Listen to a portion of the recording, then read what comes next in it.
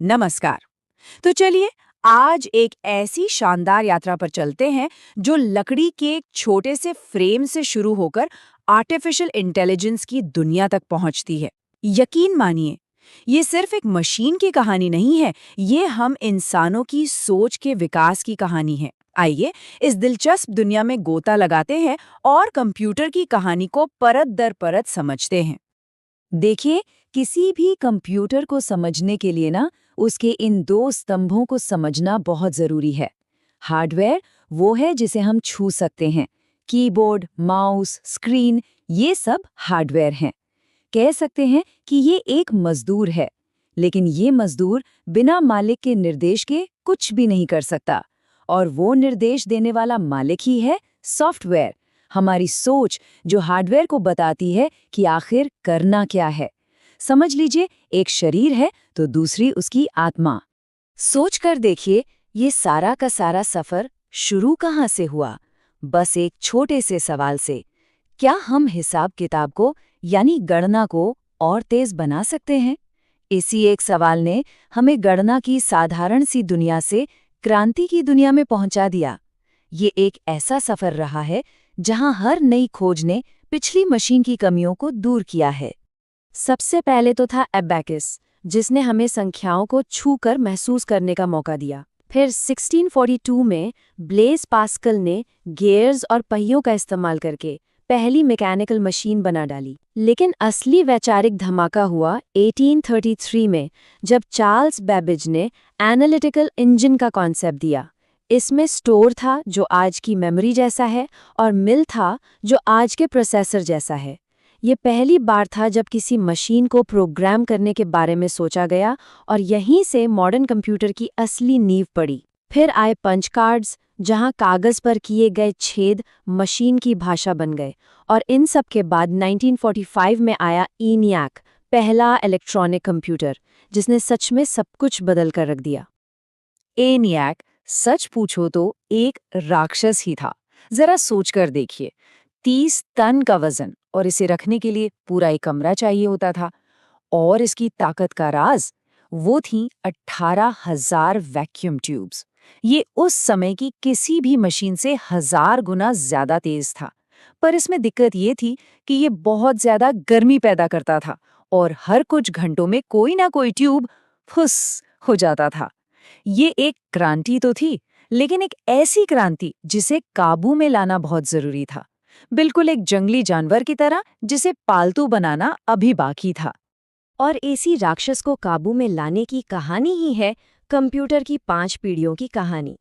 हर पीढ़ी में एक नए छोटे से पुर्जे ने पूरी मशीन का रूप ही बदल दिया, उसे छोटा, तेज और कहीं ज्यादा भरोसेमंद बनाया।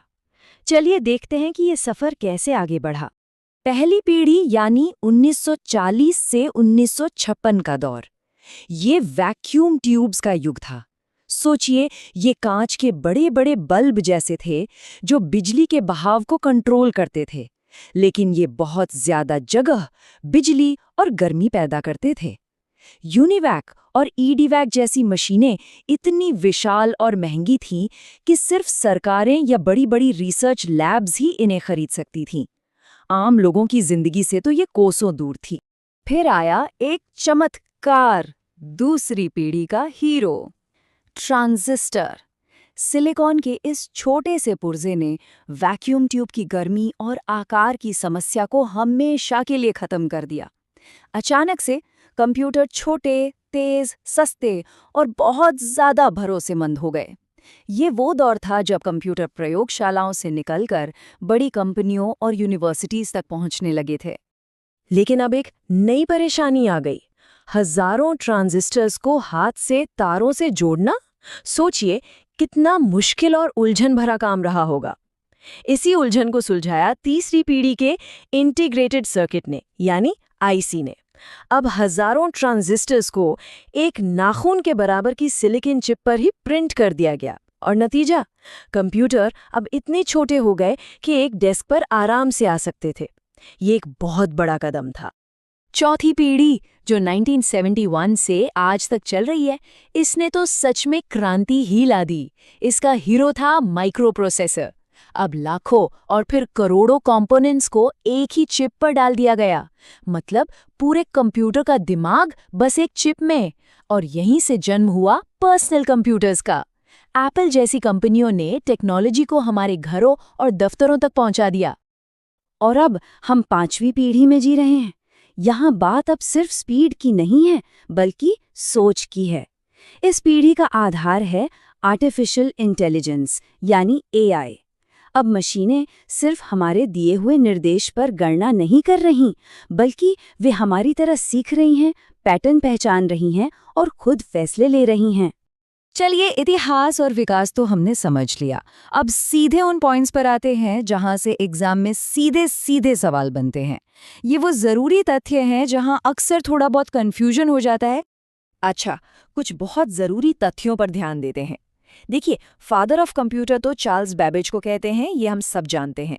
लेकिन पहला प्रोग्रामर कौन था? वो थी उनकी छात्रा लेडी एडा ऑगस्टा। ये फर्क याद रखना बहुत जरूरी है। और भारत के संदर्भ में भी एक बात ध्यान रखिएगा, भारत में निर्मित यानी मेड इन इंडिया पहला कंप्यूटर सिद्धार्थ था, लेकिन भारत में स्थापित यानी इंस्टॉल्ड पहला कंप्यूटर बेंगलोर के मुख्य डाकघर में था। ये छोटी छोटी बातें ही एग्जाम में नंबर दिलाती हैं। तो इस पूरी चर्चा के बाद एक बात तो बिल्कुल साफ है, ये सफ़र सिर्फ तारों और सिलिकॉन का नहीं है। ये हम इंसानों की ज़रूरत और हमारी कभी न खत्म होने वाली जिज्ञासा का सफ़र है। हमने अबैकस की मूर्तियों से शुरुआत की और आज हम AI के अदृश्य दिमाग से बात कर रहे हैं। सोचिए, कहाँ 1940 का वो कमरे भर का ENIAC और कहाँ आज हमारी जेब में रखा ये फ़ोन जो उससे करोड़ों गुना ज़्यादा पावरफुल है। गजब है ना? जिस मशीन के लिए कभी एक पूरा कमरा लगता था, वो आज लगभग अदृश्य हो चुकी है। जैसे जैसे हार्डवेयर छोटा होता जा रहा है और सॉफ्टवेयर की सोच विशाल हो रही है, तो सवाल ये उठता है कि आने वाले कल में कंप्यूटर क्या कोई धातु की मशीन रह भी जाएगा, या फिर वो बस हमारे आसपास मौजूद एक सोच, एक इंटेलिजेंस बनकर रह जाएगा जो हर चीज को चलाएगा। इस पर विचार जरूर कीजिएगा। नमस्कार, एक बार फिर से स्वागत है। पिछले सेशन में हमने कंप्यूटर के इतिहास और उसकी अलग-अलग पीढ़ियों के कमाल के सफर को समझा था। तो आज हम देखेंगे कि ये कमाल की मशीन आज कितने अलग-अलग रूपों में हमारे सामने है और सबसे ज़रूरी बात, इसका दिमाग, इसका प्रोसेसर आखिर काम करता कैसे है। तो देखिए, आज का हमारा सफ़र कैसा रहेगा। सबसे पहले हम जानेंगे कि डेटा के आधार पर कंप्यूटर कितने तरह के होते हैं। फिर बात होगी उनकी पावर यानी शक्ति की। उसके बाद हम कंप्यूटर के दिमाग मतलब CPU के अंदर गोता लगाएंगे। और हाँ, आखिर में एग्जाम के लिए कुछ तैयारी तो बनती है। तो चलिए शुरू करते हैं। देखिए, कंप्यूटर को बांटने का सबसे पहला और बुनियादी तरीका ये है कि वो जानकारी को मतलब डेटा को कैसे समझता और प्रोसेस करता है। तो सबसे पहले आता है एनालॉग कंप्यूटर। इसके लिए एक कीवर्ड याद रखिए, अनंत आंकड़े। सोचिए, ये वो मशीन है जो लगातार बदलती हुई चीजों को मापती है, बिल्कुल एक नदी की बहती धारा की तरह। सबसे अच्छा उदाहरण है गाड़ी का स्पीडोमीटर। क्या उसकी सुई कभी एक झटके में 20 से सीधा 60 पर जाती है? नहीं, वो तो 20, 21, 21.1, 21.11 ऐसे हर एक पॉइंट को छूते हुए मतलब अनंत वैल्यू से गुजरते हुए आगे बढ़ती है। यही है एनालॉग। और अब एनालॉग से बिल्कुल उल्टा है डिजिटल कंप्यूटर। इसका कीवर्ड है डिस्क्रीट डब्बा, मतलब अलग-अलग डब्बे। ये दुनिया को सिर्फ 2 ही नंबरों में देखता है, 0 और 1। इसके लिए बीच का कुछ नहीं होता, या तो ऑन या ऑफ, या तो हाँ या ना। कोई बहती धारा नहीं, सिर्फ ठोस गिने चुने कदम। हमारे सारे लैपटॉप, स्मार्टफोन, डेस्कटॉप सब के सब डिजिटल ही तो हैं। तो क्या हो अगर इन दोनों दुनियाओं को मिला दिया जाए? तब बनता है हाइब्रिड कंप्यूटर। और इसके लिए हमारा मजेदार कीवर्ड है होशियार हलवाई। ये एक ऐसा ऑलराउंडर है जो एनालॉग की तरह बहती हुई चीजों को माप भी सकता है और डिजिटल की तरह उस माप को नंबर्स में दिखा भी सकता है। अरे, पेट्रोल पंप पर तो ये होश देखते हैं। जो पेट्रोल गाड़ी में जा रहा है उसका बहना है एनालॉग, और जो कीमत और लीटर स्क्रीन पर दिख रहा है वो है डिजिटल। हो गया ना दोनों का मेल। तो एक नजर में देखें तो मामला बिल्कुल साफ है। एक तरफ एनालॉग जो तापमान या स्पीड जैसी लगातार बदलती भौतिक चीजों को मापता है, और दूसरी तरफ डिजिटल जो सिर्फ 0 और 1 के आधार पर सारे कैलकुलेशन और लॉजिकल काम करता है, बिल्कुल हमारे लैपटॉप की तरह। चलिए, डेटा वाली बात तो समझ आ गई। अब कंप्यूटर को एक और तरीके से बांटते हैं, उनकी पावर, उनके साइज और उनकी स्पीड के हिसाब से। मतलब कौन कितना ताकतवर है। यहाँ ना पावर का एक पूरा पिरामिड है, एक हायरार्की है। सबसे नीचे है माइक्रो कंप्यूटर, हमारी मामूली मशीन जैसे कि लैपटॉप, जो एक बार में एक इंसान के लिए होता है। इससे एक कदम ऊपर है वर्क स्टेशन। यह है वजनदार वर्कर जो इंजीनियरिंग डिजाइनिंग जैसे भारी भरकम काम करता है। फिर आता है मिनी कंप्यूटर, इसको हम मोटा माइक्रो भी कह सकते हैं, जो छोटे ऑफिसों का सर्वर बनता है। और ऊपर चले तो मिलता है मेन फ्रेम, यह है असली महान मैनेजर। और सबसे टॉप पर है सुपर कंप्यूटर, यह है सबसे शक्तिशाली खिलाड़ी। अब ये जो मेन फ्रेम है, जो महान मैनेजर है, इसकी खासियत है जो कमाल की है, उसे कहते हैं टाइम शेयरिंग। सोचिए ये इतना स्मार्ट मैनेजर है कि अपने टाइम को सेकंड के भी 1000वें हिस्से में बांट देता है। नतीजा, सैकड़ों लोग एक ही वक्त में इस पर काम कर रहे होते हैं और हर एक को ऐसा महसूस होता है कि पूरा का पूरा कंप्यूटर बस उसी के लिए काम कर रहा है ना कमाल की मैनेजमेंट स्किल। और भविष्य तो और भी रोमांचक है। अगला किला जो हमें फतह करना है वो है क्वांटम कंप्यूटिंग का, यानी क्यूबिट किला। ये 0 और 1 की दुनिया से भी आगे की चीज है। यहां बाइनरी बिट्स नहीं, क्यूबिट्स होते हैं, और ये जो पावर देंगे उसकी तो हम आज ठीक से कल्पना भी नहीं कर सकते। तो ठीक है, हमने कंप्यूटर के बाहरी रूप देख लिए, उनके प्रकार समझ लिए। अब वक्त है थोड़ा अंदर झांकने का। चलिए कंप्यूटर के दिमाग के अंदर चलते हैं, यानी सेंट्रल प्रोसेसिंग यूनिट सीपीयू में। तो सीपीयू है क्या? सीधी सी बात, ये कंप्यूटर का दिमाग है। इसका काम 3 स्टेप में होता है। ये इंस्ट्रक्शन लेता है, उस पर सारे जोड़ घटाव और लॉजिक वाले काम यानी ऑपरेशंस करता है, और आखिर में जो भी नतीजा आता है उसे वापस मेमोरी में डाल देता है। बस यही है इसका पूरा काम। अब इस दिमाग के अंदर भी एक टीम काम करती है। इसमें 3 मेन हीरो हैं। एक है एएलयू, हमारा मेहनती मजदूर। दूसरा है सीयू यानी कमांडर, और तीसरा है रजिस्टर्स, जो सीपीयू की अपनी पर्सनल सुपरफास्ट मेमोरी है। चलिए अब इन तीनों से मिलते हैं और देखते हैं कौन क्या करता है। तो टीम का पहला मेंबर है एएलयू, मतलब एरिथमेटिक एंड लॉजिक यूनिट। इसको कहिए सीपीयू का अंक गणित अधिकारी। असल में सारी मेहनत का काम यही करता है। कंप्यूटर में जितनी भी कैलकुलेशंस होते हैं, जोड़ना, घटाना, गुणा करना, ये तय करना कि कौन सी चीज़ बड़ी है और कौन सी छोटी, ये सारा का सारा हार्डवर्क एएलयू ही करता है। अब आता है बॉस, कंट्रोल यूनिट यानी सीयू। ये है पूरे सिस्टम का कमांडर चीफ। इसका काम करने का नहीं, करवाने का है।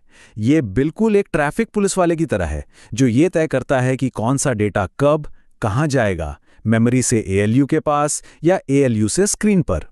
यह पक्का करता है कि सब कुछ लाइन से हो, कोई गड़बड़ या जाम ना लगे। और तीसरा और बहुत जरूरी हिस्सा है रजिस्टर्स। इनको समझिए सीपीयू का अपना पर्सनल हाई स्पीड डेस्क। देखिए, जब भी एएलयू को कोई कैलकुलेशन करना होता है तो वो मेन मेमोरी यानी रैम जैसे बड़े गोदाम से डेटा मंगवाता है। लेकिन बार बार गोदाम जाना तो स्लो हो जाएगा ना, तो वो ज़रूरी डेटा को अपने पास इस छोटी सी डेस्क पर रख लेता है। क्योंकि ये डेस्क सीपीयू के बिल्कुल अंदर है, यहाँ से डेटा उठाना बिजली की रफ्तार से होता है। तो याद रहे, ये रैम नहीं है, ये सीपीयू की अपनी छोटी लेकिन बहुत तेज टेम्पररी स्टोरेज है। तो चलिए, काफ़ी कुछ सीख लिया। अब जो भी सीखा है उसे एग्जाम के नज़रिए से एक बार पक्का कर लेते हैं। तो ये रहा एक प्रैक्टिस सवाल। सवाल है, सीपीयू का वो कौन सा हिस्सा है जो डेटा के फ्लो को डायरेक्ट करता है और ये पक्का करता है कि सारे इंस्ट्रक्शंस सही लाइन में चलें? थोड़ा सोचिए। याद आया वो ट्रैफिक पुलिस वाला कमांडर चीफ? बिल्कुल सही जवाब है डी, कंट्रोल यूनिट सीयू। और ये लीजिए हमारा क्विक रिवीजन बॉक्स। आज हमने जितने भी जरूरी कॉन्सेप्ट्स और उनकी कीवर्ड समझे वो सब एक जगह पर हैं। मेन फ्रेम यानी महान मैनेजर, कंट्रोल यूनिट यानी कमांडर चीफ, सब कुछ इसको जरूर ध्यान से देख लीजिए, चाहें तो एक स्क्रीनशॉट भी ले सकते हैं। ये आखिरी मिनट की तैयारी में बहुत काम आता है। और अब जाने से पहले बस एक सवाल। अगर हम सिर्फ 2 नंबरों 0 और 1 के दम पर यहां तक पहुंच गए, इतनी तरक्की कर ली, तो जरा सोचिए, जब क्यूबिट्स की ताकत हमारे हाथ में होगी, जब क्वांटम कंप्यूटिंग हकीकत बन जाएगी, तब इंसानियत कहां पहुंचेगी? सोचिएगा जरूर। कंप्यूटर के हमारे सफर का ये है तीसरा पड़ाव। अच्छा, एक बात सोचिए, अगर सीपीयू कंप्यूटर का दिमाग है और हार्डवेयर उसका शरीर, तो फिर इनपुट और आउटपुट डिवाइस क्या है? वो है उसकी इंद्रियां। बिल्कुल, उसकी आंखें, उसके कान, उसकी आवाज। इन्हीं के जरिए तो हम मशीन से बात करते हैं और मशीन हम तक अपनी बात पहुंचाती है। और हाँ, प्रतियोगी परीक्षाओं के लिए ये टॉपिक कितना कितना जरूरी है ये तो सब जानते ही हैं। तो चलिए इसको बिल्कुल जड़ से समझते हैं। तो आज हम क्या क्या करने वाले हैं, ये रहा प्लान। पहले समझेंगे कि ये डिवाइस आखिर हैं क्या, फिर एक एक करके इनपुट और आउटपुट की दुनिया में चलेंगे। उसके बाद परीक्षा कॉर्नर में नॉलेज टेस्ट करेंगे और एंड में देखेंगे कि भविष्य में क्या नया आने वाला है। तैयार हैं? चलिए शुरू करते हैं। देखिए, ये जो लाइन है ना, इसमें इस पूरे टॉपिक का पूरा निचोड़ है। जरा सोचिए, हम लोग एक एनालॉग दुनिया में जीते हैं, है ना? मतलब आवाज, रोशनी, स्पर्श, सब कुछ। लेकिन कंप्यूटर, उसकी दुनिया तो बिल्कुल अलग है। वो तो डिजिटल है भाई, सिर्फ 0 और 1 समझता है। तो फिर बातचीत कैसे होगी? बस यहीं पर आते हैं हमारे जादुई ट्रांसलेटर्स, यानी इनपुट और आउटपुट डिवाइस। यही वो पुल है, वो ब्रिज जो हमारी दुनिया को उस 0-1 की दुनिया से जोड़ते हैं। तो चलिए इस पुल को, इस ब्रिज को थोड़ा और पास से देखते हैं। इन सभी डिवाइस को एक साथ एक टेक्निकल नाम दिया गया है, पेरिफेरल डिवाइस। याद रखिएगा। और इनका काम बहुत सिंपल है, बस एक ही काम है, हमारी दुनिया के सिग्नल्स को, जैसे कीबोर्ड पर उंगली दबाना या माइक में बोलना, इनको पकड़कर डिजिटल भाषा में कन्वर्ट करना ताकि सीपीयू समझ पाएं। और फिर ठीक इसका उल्टा, सीपीयू के डिजिटल जवाब को वापस हमारी भाषा में यानी तस्वीर या आवाज में बदलना। सिंपल। चलिए अब इस ब्रिज के एक साइड चलते हैं, वो साइड जहां से हमारी बातें मशीन तक जाती हैं। जी हां, हम बात कर रहे हैं इनपुट डिवाइस की। ये वो दरवाजे हैं, वो गेटवे, जहां से हमारे सारे कमांड्स, सारे इंस्ट्रक्शंस कंप्यूटर की डिजिटल दुनिया में एंटर करते हैं। और इस कहानी की शुरुआत होती है हमारे सबसे पुराने, सबसे भरोसेमंद दोस्त से, कीबोर्ड। बिल्कुल सही। एक स्टैंडर्ड कीबोर्ड में जनरली 104 कीज होती हैं। इन्हें हम अलग अलग ग्रुप्स में बांट सकते हैं, जैसे alphabetical, numeric, function keys F1 से F12 तक। ये सब तो आसान है, पर परीक्षा में सवाल कहां से आता है? सवाल फंसता है यहां, मॉडिफायर कीज और टॉगल कीज के बीच के डिफरेंस में। असली खेल यहीं पर है और सबसे ज्यादा कंफ्यूजन भी यहीं होता है। तो ये लीजिए आज का पहला एग्जाम अलर्ट। इसको बिल्कुल दिमाग में फिट कर लीजिए। देखिए, मॉडिफायर कीज जैसे कि कंट्रोल, ऑल्ट, शिफ्ट, ये हैं साथी कीज। इनका अकेले कोई काम नहीं है, ये हमेशा किसी दूसरी की के साथ मिलकर उसके फंक्शन को मॉडिफाई करती हैं, मतलब बदल देती हैं। Example, Ctrl+C, simple. और दूसरी तरफ हैं टॉगल कीज। इन्हें याद रखने का मंत्र है टॉगल टर्न ट्विस्टर। ये बिल्कुल एक ऑन ऑफ स्विच की तरह है। एक बार प्रेस किया तो फंक्शन ऑन, दोबारा प्रेस किया तो ऑफ। सबसे बेस्ट एग्जाम्पल, कैप्स लॉक। बस ये फर्क समझ गए तो आधा काम हो गया। चलिए अब आगे बढ़ते हैं और हाथ में आने वाले पॉइंटिंग डिवाइस की बात करते हैं। अच्छा, वो पुराने दिन याद हैं जब माउस के नीचे एक भारी सी बॉल घूमती थी? हाँ, वही। वो तो अब समझिए म्यूजियम की चीज बन गए हैं। आज का जो ऑप्टिकल माउस है ना, वो एक जासूस की तरह काम करता है। सच में, इसके अंदर एक एलईडी या लेजर होता है और एक छोटा सा कैमरा जो 1 सेकंड में हजारों पिक्चर्स क्लिक करके मूवमेंट ट्रैक करता है।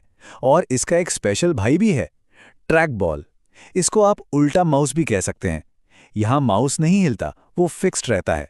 हम बस उसके ऊपर लगी बॉल को उंगलियों से घुमाते हैं। जहां जगह कम हो वहां के लिए ये बेस्ट है। अब आते हैं उन स्पेशल इनपुट डिवाइसेस पर जिनके साथ परीक्षा देने वालों का बड़ा गहरा नाता है। जी हां, वो डिवाइस जो एग्जाम पेपर्स चेक करते हैं। सबसे पहले OMR, और इसको याद रखने का एक मजेदार तरीका है, ऑप्टिकल ओवल ऑब्जर्वर। हाँ, ये वही मशीन है जो OMR शीट पर भरे हुए गोलों को, ओवल्स को पढ़ती है। इसका कॉन्सेप्ट बहुत ही सीधा है। ये शीट पर लाइट डालती है। अब जहां गोला भरा है वो काला निशान लाइट को एब्जॉर्ब कर लेता है, सोख लेता है, और जहां खाली है वहां से लाइट रिफ्लेक्ट होकर वापस आ जाती है। बस इसी येस और नो के गेम से पूरी की पूरी आंसर शीट सेकंड्स में चेक हो जाती है।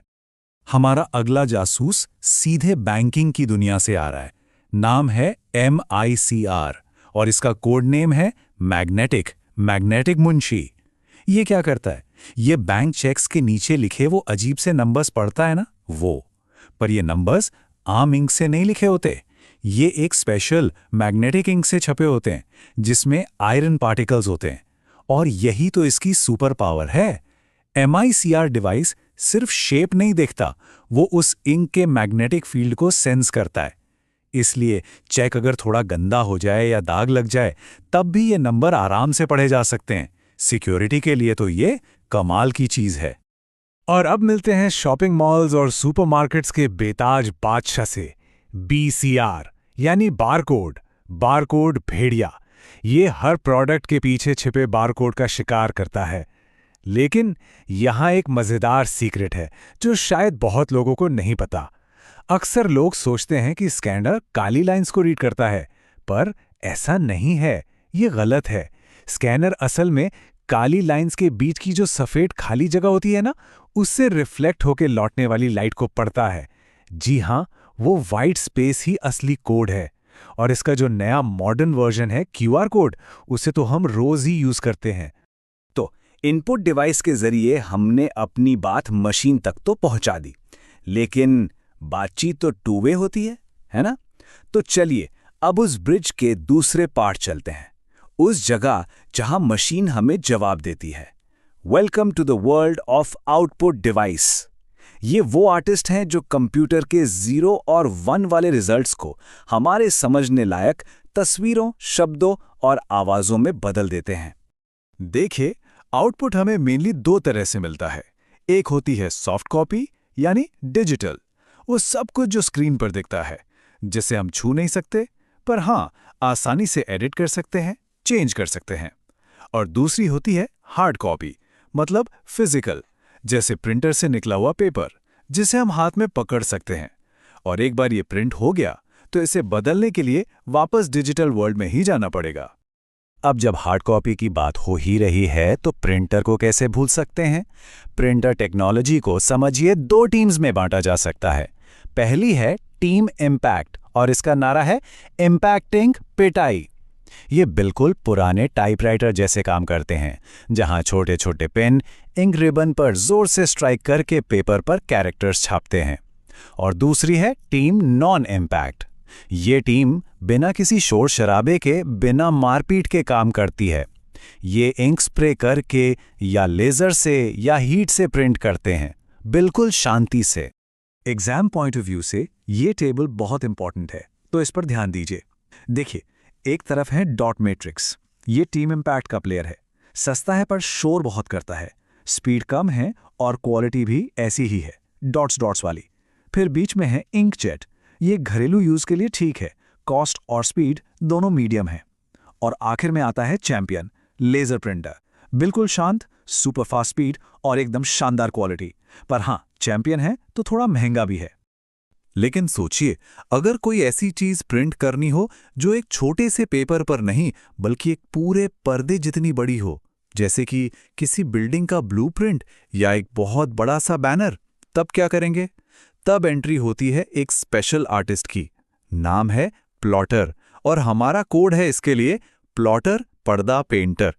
ये प्रिंट नहीं करता, ये ड्रॉ करता है। इसमें एक रोबोटिक आर्म होता है जिसमें एक पेन या मार्कर लगा होता है और वो पेपर पर बिल्कुल आहिस्ता आहिस्ता लाइंस ड्रॉ करता है। इंजीनियर्स और आर्किटेक्ट्स के लिए ये डिवाइस किसी वरदान से कम नहीं है। तो इनपुट और आउटपुट की दुनिया का टूर तो हो गया पूरा। अब टाइम है ये चेक करने का कि इस सफर में कितना ध्यान था। तो get ready for the exam corner. ये कुछ सवाल आपके सारे कॉन्सेप्ट्स को एकदम क्रिस्टल क्लियर कर देंगे। तैयार? पहला सवाल, ध्यान से सुनिएगा।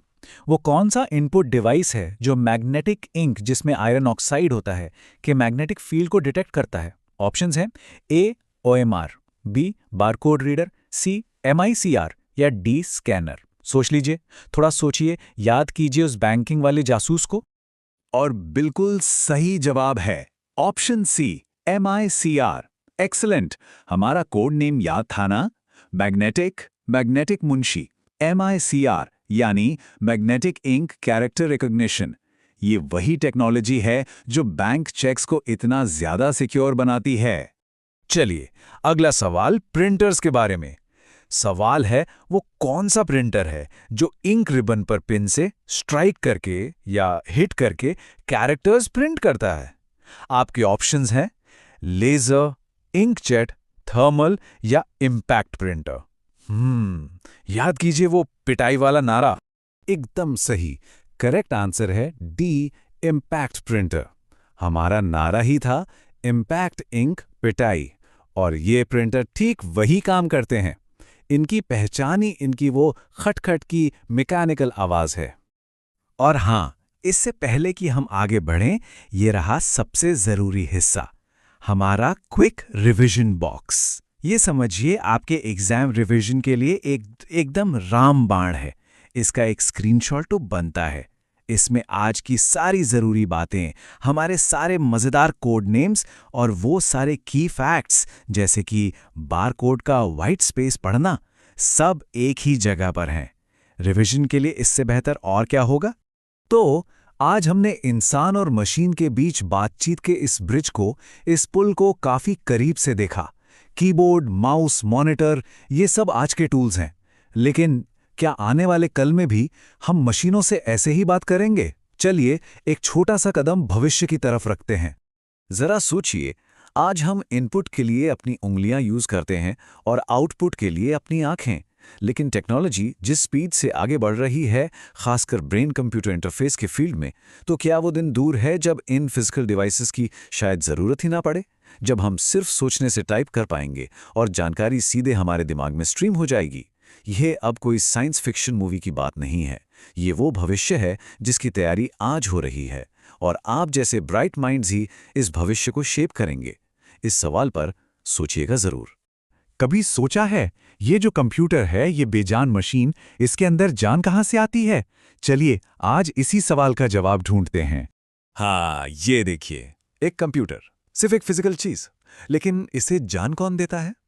आखिर वो क्या है जो इस बेजान डिब्बे को एक मकसद देता है, काम करने की ताकत देता है? जवाब इसकी रूह में छिपा है, जिसे हम कहते हैं सॉफ्टवेयर। तो इसको ऐसे समझिए, हर कंप्यूटर सिस्टम के ना दो हिस्से होते हैं। पहला है हार्डवेयर, यानी कि बॉडी, शरीर, जिसे हम छू सकते हैं। समझ लीजिए ये वो मजदूर है जिसके पास ताकत है। और दूसरा है सॉफ्टवेयर, यानी आत्मा। आत्मा क्या करती है? इंस्ट्रक्शंस देती है, शरीर को कंट्रोल करती है। ये है वो मास्टर जिसके पास दिमाग है। सोचिए, हार्डवेयर के बिना सॉफ्टवेयर बेकार है, और सॉफ्टवेयर के बिना हार्डवेयर सिर्फ एक खाली डिब्बा। तो इस सफर में हम क्या क्या जानेंगे? सबसे पहले मशीन की इस आत्मा को समझेंगे, फिर मिलेंगे इसके कोर मैनेजर से, देखेंगे कि मशीन से बात कैसे की जाती है और हमारी भाषा को उसके लिए ट्रांसलेट कौन करता है। फिर नजर डालेंगे उन सॉफ्टवेयर्स पर जो हमारे रोजमर्रा के काम आते हैं, और आखिर में समझेंगे सॉफ्टवेयर की दुनिया के कुछ जरूरी नियम। तो चलिए शुरू करते हैं हमारे पहले सेक्शन के साथ। Section 1, the soul of the machine. यहां हम देखेंगे कि कैसे बेमतलब से दिखने वाले डेटा को काम के इंस्ट्रक्शंस में बदला जाता है। तो आखिर ये सॉफ्टवेयर है क्या चीज? सीधे शब्दों में ये बस इंस्ट्रक्शंस का एक कलेक्शन है, प्रोग्रामों का एक सेट जो कंप्यूटर के हार्डवेयर को बताता है कि भाई करना क्या है। बिल्कुल उस मास्टर की तरह जिसके पास पूरा प्लान है, और हार्डवेयर बस वो मजदूर है जो उस प्लान पे काम करता है। सॉफ्टवेयर ही वो दिमाग है जो हार्डवेयर वाले जिस्म को चलाता है। अच्छा, सॉफ्टवेयर की पूरी कहानी शुरू होती है एक बहुत ही बेसिक फर्क से, डेटा और इंफॉर्मेशन के बीच। देखिए, डेटा क्या है? ये बस रॉ फैक्ट्स हैं। मान लीजिए कागज पे लिखा है 50। अब इसका क्या मतलब? कुछ भी नहीं। लेकिन जैसे ही हमने इस डेटा को एक कॉन्टेक्स्ट दिया, एक संदर्भ, ये बन जाता है इंफॉर्मेशन। अब वो 50 सिर्फ एक नंबर नहीं, वो 50 डिग्री सेल्सियस टेम्परेचर है। देखा, मतलब आ गया। ठीक है, डेटा से इंफॉर्मेशन बन गई। पर अब सवाल ये है कि इस सब को मैनेज कौन करेगा? इसका जवाब मिलेगा हमें सेक्शन 2 में, द सिस्टम्स कोर मैनेजर। चलिए मिलते हैं कंप्यूटर के सबसे जरूरी हिस्से से, यानी ऑपरेटिंग सिस्टम से। सो ऑपरेटिंग सिस्टम या ओएस ये सिस्टम का बिग बॉस है। इसके 3 बड़े काम हैं। पहला, मेमोरी मैनेजमेंट। बिल्कुल एक रेस्टोरेंट के होस्ट की तरह ये डिसाइड करता है कि किस प्रोग्राम को कितनी मेमोरी में जगह मिलेगी। दूसरा, प्रोसेस मैनेजमेंट। ये एक ट्रैफिक कॉप की तरह है जो सीपीयू का टाइम अलग अलग कामों में बांटता है ताकि कहीं ट्रैफिक जैम ना हो जाए, यानी सिस्टम हैंग ना हो। और तीसरा, हार्डवेयर इंटरफेसिंग। एक डिप्लोमेट की तरह ये हार्डवेयर और सॉफ्टवेयर के बीच सुलह करवाता है, उनकी बातचीत करवाता है। सिस्टम सॉफ्टवेयर फैमिली का एक और मेंबर है जिसे कहते हैं यूटिलिटी सॉफ्टवेयर। इसको याद रखने का एक सिंपल तरीका है, यूटिलिटी यानी उपचार। जी हाँ, ये सिस्टम का डॉक्टर है। इसका काम है मेंटेनेंस, कॉन्फ़िगरेशन, जैसे कि एंटीवायरस या डिस्क क्लीनर्स। ये सिस्टम को हेल्दी और फास्ट रखता है। तो सिंपल सा फर्क ये है, एप्लीकेशन सॉफ्टवेयर हमारे लिए काम करते हैं और यूटिलिटी सॉफ्टवेयर कंप्यूटर के लिए काम करते हैं, ताकि कंप्यूटर हमारे लिए ठीक से काम कर सके। ओके, सिस्टम तो रेडी है, पर हम उससे अपनी मर्जी के स्पेसिफिक इंस्ट्रक्शंस कैसे दें? बस यहीं से शुरू होती है कहानी सेक्शन 3 की, स्पीकिंग द मशीन्स लैंग्वेज। चलिए प्रोग्रामिंग लैंग्वेजेस के एवोल्यूशन की दुनिया में चलते हैं। ये जो मशीन से बात करने की भाषा है ना, ये एक दिन में नहीं बनी। इसका एक पूरा एवोल्यूशन हुआ है। फर्स्ट जनरेशन में थी मशीन लैंग्वेज, बस ज़ीरोज़ और वंस। फिर आई सेकंड जनरेशन, यानी असेंबली लैंग्वेज, जिसमें थोड़े बहुत सिंबल्स आ गए। थर्ड जनरेशन ने तो कमाल ही कर दिया, हाई लेवल लैंग्वेजेस आईं जो इंसानी भाषा के काफी करीब थीं। और अब फिफ्थ जनरेशन हमें एआई और एक्सपर्ट सिस्टम्स के दौर में ले आई है। लेकिन यहां एक प्रॉब्लम है, एक बड़ी प्रॉब्लम। हार्डवेयर भाई साहब तो आज भी सिर्फ 0 और 1 ही समझते हैं। तो हम जो ये हाई लेवल लैंग्वेज बोलते हैं, उसको मशीन तक कौन पहुंचाएगा? इसका जवाब है सेक्शन 4 में, द कोड ट्रांसलेटर्स। तो पहला ट्रांसलेटर है कंपाइलर। इसे याद रखने के लिए सोचिए, कंपाइलर यानी कंप्लीट। ये एक बुलडोजर जैसा है, पूरे के पूरे प्रोग्राम को एक ही झटके में उठाता है और मशीन कोड में बदल देता है। बस काम खत्म। इसीलिए ये बहुत फास्ट होता है और सारी गलतियां भी एक साथ ही बता देता है। अब कंपाइलर से बिल्कुल उल्टा दूसरा ट्रांसलेटर है इंटरप्रेटर। इसे याद रखिए, इंटरप्रेटर यानी एक एक करके। ये एक जासूस की तरह काम करता है। प्रोग्राम की एक लाइन पढ़ेगा, उसे ट्रांसलेट करेगा, फिर अगली लाइन, और अगर कहीं गलती मिल गई ना, बस वहीं रुक जाएगा। तो इन दोनों में मेन डिफरेंस क्या हुआ? प्रोसेस की बात करें तो कंपाइलर पूरा प्रोग्राम एक साथ प्रोसेस करता है, interpreter line by line. Speed, compiler से बना कोड फास्ट चलता है, और एरर हैंडलिंग, कंपाइलर सारी गलतियां एक लिस्ट में दे देता है, जबकि इंटरप्रेटर पहली गलती मिलते ही रुक जाता है। तो देखिए, सिस्टम रेडी हो गया, भाषा भी ट्रांसलेट हो गई, लेकिन इन सब का फायदा क्या जब तक हम अपने रोज के काम ही ना कर पाएं? इसका जवाब मिलेगा हमें सेक्शन 5 में, सॉफ्टवेयर फॉर आवर टास्क्स। अब बात होगी एप्लीकेशन सॉफ्टवेयर की। एप्लीकेशन सॉफ्टवेयर मोटे तौर पर 2 तरह के होते हैं। एक होते हैं जनरल पर्पस, ये बिल्कुल रेडीमेड कपड़ों जैसे हैं, सबके लिए बने हैं, जैसे MS वर्ड, कोई भी इस्तेमाल कर सकता है। दूसरे होते हैं कस्टमाइज्ड सॉफ्टवेयर, ये हैं टेलर मेड, दर्जी से सिलवाए हुए कपड़े, किसी खास कस्टमर या कंपनी की ज़रूरतों के हिसाब से बनाए जाते हैं, जैसे किसी अस्पताल का मैनेजमेंट सिस्टम। और हम रोज़मर्रा की ज़िंदगी में इन्हीं से घिरे रहते हैं। लिखने के लिए वर्ड प्रोसेसिंग, हिसाब किताब के लिए स्प्रेडशीट्स, डेटा मैनेज करने के लिए डेटाबेस सॉफ्टवेयर, इंटरनेट के लिए वेब ब्राउज़र्स, और एंटरटेनमेंट के लिए मल्टीमीडिया सॉफ्टवेयर। ये सब एप्लीकेशन सॉफ्टवेयर ही हैं। तो अब हमने ये तो समझ लिया कि सॉफ्टवेयर क्या है, कैसे काम करता है। अब इस कहानी के आखिरी हिस्से पर चलते हैं, section 6, the rules of software, यानी सॉफ्टवेयर हम तक कैसे पहुंचता है और उसको इस्तेमाल करने के हमारे अधिकार क्या हैं। इस दुनिया में सबसे पहले आता है फर्मवेयर। इसको याद रखने का बेस्ट तरीका है फर्मवेयर यानी फेविकोल। जी हाँ, ये वो सॉफ्टवेयर है जो बनाते वक्त ही हार्डवेयर के मेमोरी में परमानेंटली चिपका दिया जाता है, बिल्कुल फेविकोल के जोड़ की तरह, जिसे आप अलग नहीं कर सकते। जैसे कंप्यूटर का बायोस जो उसे स्टार्ट करता है, ये हार्डवेयर का ही एक हिस्सा बन जाता है। अच्छा, अब एक ऐसी चीज पर आते हैं जिसमें अक्सर कंफ्यूजन होता है, फ्रीवेयर और ओपन सोर्स में क्या फर्क है। देखिए, फ्रीवेयर वो सॉफ्टवेयर है जो इस्तेमाल करने के लिए फ्री है, पर उसकी रेसिपी यानी सोर्स कोड सीक्रेट रखा जाता है, आप उसे बदल नहीं सकते। Example, Skype. दूसरी तरफ है FOSS यानी free and open source software. ये इस्तेमाल के लिए तो फ्री है ही, पर इसकी रेसिपी, इसका सोर्स कोड भी सबके लिए ओपन है। कोई भी उसे देख सकता है, बदल सकता है, जैसे कि फायरफॉक्स। तो हमने क्या देखा?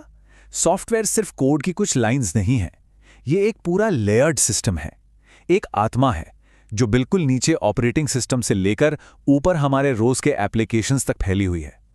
और इसी ने एक बेजान से डब्बे को आज एक पावरफुल टूल बना दिया है। लेकिन ये कहानी यहां खत्म नहीं होती। सॉफ्टवेयर का एवोल्यूशन अब एक नए मोड़ पर है, एक ऐसा मोड़ जहां मशीनें अब सिर्फ इंस्ट्रक्शंस फॉलो नहीं कर रही, बल्कि खुद सोचना सीख रही हैं। तो सवाल यह है कि जब मशीन की ये आत्मा खुद ही सोचने लगेगी, तो हम इंसानों के लिए इसके क्या मायने होंगे? इस पर सोचना जरूरी है। कभी सोचा है कि ये जो कंप्यूटर का दिमाग है, ये आखिर काम कैसे करता है? आज हम इसी दिमाग के बिल्कुल अंदर से अपनी यात्रा शुरू करेंगे और देखेंगे कि ये बाहरी दुनिया से कैसे कनेक्ट होता है और कैसे बात करता है। तो चलिए इसी सवाल का जवाब ढूंढते हैं, और इसकी शुरुआत करेंगे हम मशीन के बिल्कुल सेंटर से, उसके दिल से, यानी उसके प्रोसेसर से। तो हमारा पहला पड़ाव है वो हिस्सा जो असल में सारा सोचने वाला काम करता है, द थिंकिंग चिप यानी माइक्रो प्रोसेसर। अब इस छोटी सी चिप को ना एक बहुत ही पावरफुल इंजन समझिए, पर कोई भी इंजन अपने आप तो नहीं चलता, है ना?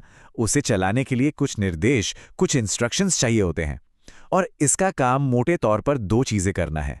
एक तो हिसाब किताब, जैसे जोड़ घटाव, और दूसरा है लॉजिकल फैसले लेना, मतलब क्या सही है और क्या गलत। और बस यहीं से एंट्री होती है प्रोग्राम्स की।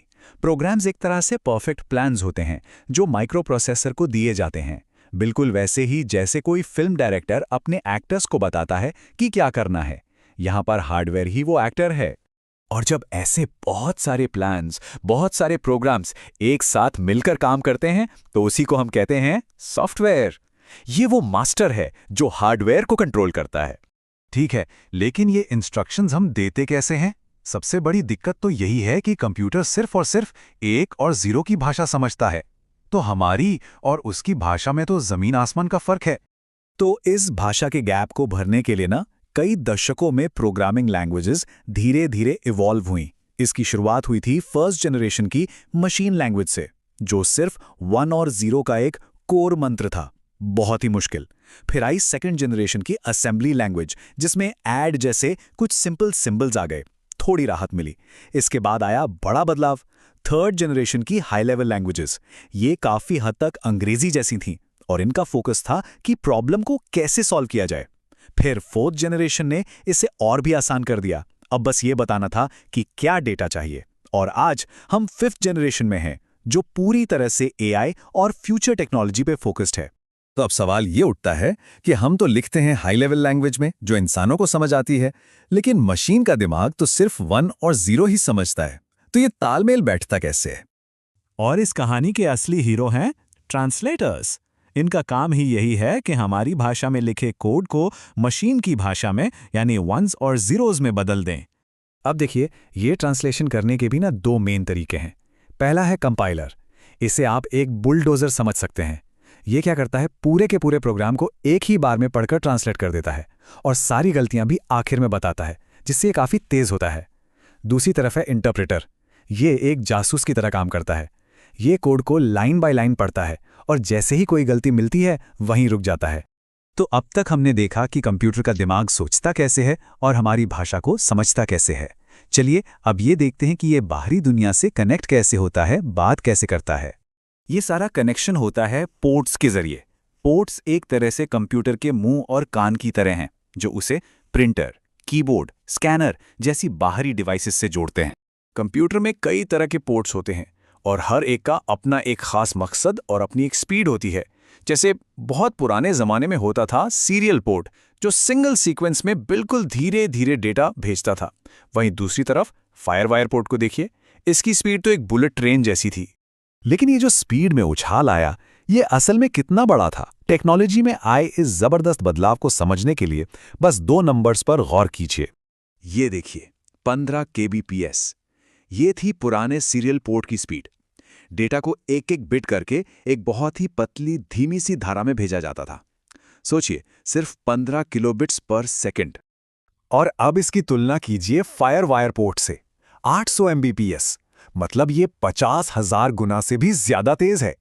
इतना तेज कि भारी से भारी डेटा भी पलक झपकते ट्रांसफर हो जाए।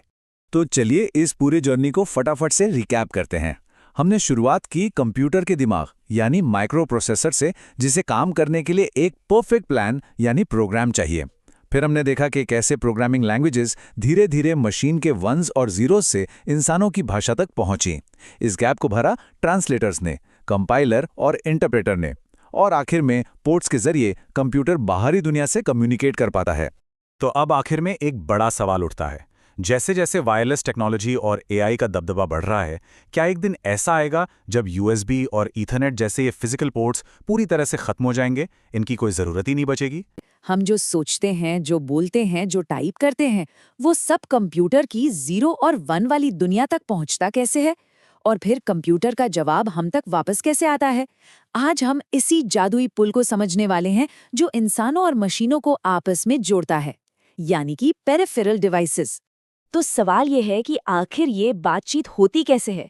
जरा सोचिए, हमारी दुनिया एक बहती हुई नदी जैसी है, जहां आवाज, रोशनी, हर एहसास लगातार बहता रहता है। लेकिन कंप्यूटर की दुनिया एक लाइट स्विच जैसी है, या तो ऑन या ऑफ, मतलब या तो 1 या 0। तो भला एक नदी और एक स्विच, ये दोनों आपस में बात करेंगे कैसे? देखिए, एक तरफ है हमारी दुनिया, जिसमें आवाज की लहरें हैं, रोशनी है, दबाव है, मतलब सब कुछ कंटिन्यूअस है। और दूसरी तरफ है कंप्यूटर की बाइनरी दुनिया, जहां सब कुछ बस 0 और 1 में सिमटा हुआ है। इन दोनों के बीच जो ये गहरी खाई है ना, इसे पाटने के लिए एक पुल चाहिए। और बस यही पुल है हमारे पेरिफेरल डिवाइस। इनको सिर्फ हार्डवेयर का एक टुकड़ा समझना ठीक नहीं होगा। असल में ये 2 अलग-अलग भाषाएं बोलने वालों के बीच एक ट्रांसलेटर का काम करते हैं। ये हमारी दुनिया के इशारों को कंप्यूटर की डिजिटल भाषा में बदलते हैं और फिर कंप्यूटर के जवाबों को हमारी भाषा में ट्रांसलेट करते हैं। तो चलिए इस पुल पर अपना सफर शुरू करते हैं। हमारा पहला पड़ाव है अंदर जाने वाला रास्ता, यानी हमारे इनपुट डिवाइस। आइए देखते हैं कि हमारी दुनिया की जानकारी मशीन तक आखिर पहुंचती कैसे है। शुरुआत करते हैं सबसे बेसिक चीज से, कीबोर्ड। यहाँ एक मजेदार बात है जिसमें लोग अक्सर कंफ्यूज हो जाते हैं, मॉडिफायर और टॉगल कीज का फर्क। देखिए, कंट्रोल या शिफ्ट जैसी मॉडिफायर कीज ये अकेले कुछ भी नहीं करती। इन्हें काम करने के लिए हमेशा एक साथी की जरूरत पड़ती है। वहीं कैप्स लॉक जैसी टॉगल कीज एक ऑन ऑफ स्विच की तरह है।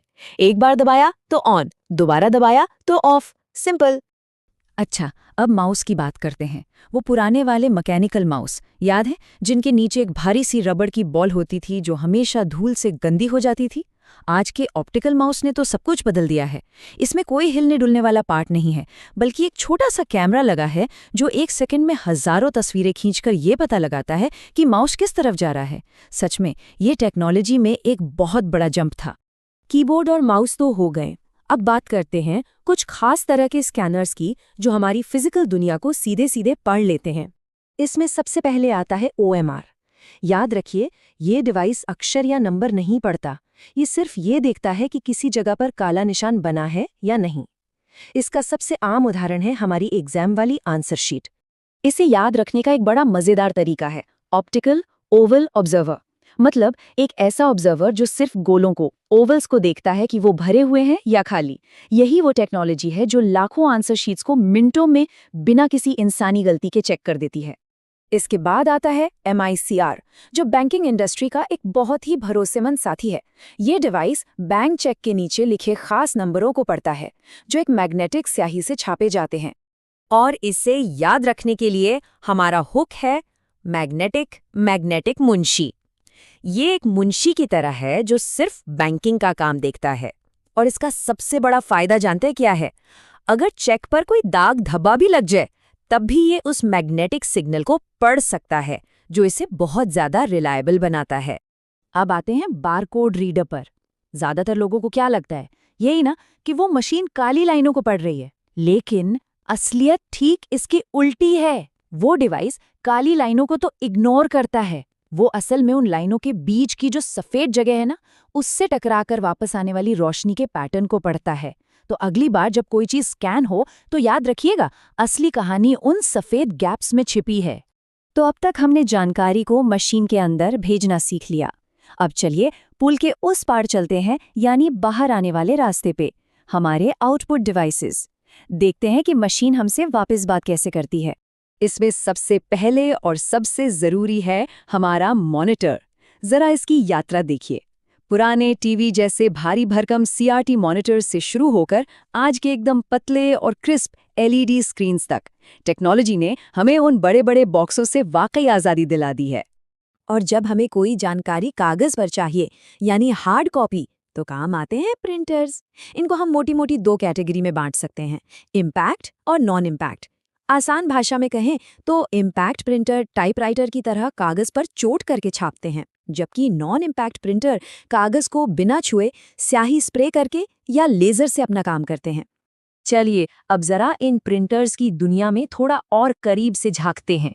ये टेबल लगभग सारी कहानी कह देती है।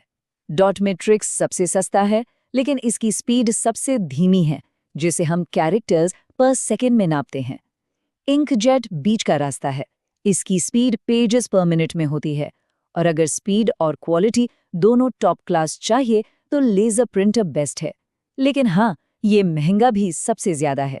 तो बात बस इतनी सी है कि जरूरत कैसी है, चुनाव भी वैसा ही होना चाहिए। लेकिन सोचिए, अगर किसी बिल्डिंग का बहुत बड़ा नक्शा बनाना हो तो, या कोई बड़ा सा बैनर, वहां तो प्रिंटर काम नहीं आएगा। यहीं पर एंट्री होती है प्लॉटर की। ये प्रिंटर की तरह डॉट्स नहीं छापता, बल्कि ये तो असल में एक मैकेनिकल हाथ में पेन पकड़कर लाइनें खींचता है, बिल्कुल एक आर्टिस्ट की तरह। और इसे याद रखने का सबसे बढ़िया तरीका है प्लॉटर पर्दा पेंटर। ये वो बाहुबली है जो बड़े बड़े पर्दों पर पेंटिंग करता है, मतलब बड़े बड़े बैनर, इंजीनियरिंग के डिजाइन और आर्किटेक्चर के नक्शे बनाता है, जहां हर एक लाइन का एकदम सटीक होना जरूरी होता है। और ये जो ट्रांसलेशन का काम है ना, ये सिर्फ देखने तक ही सीमित नहीं है।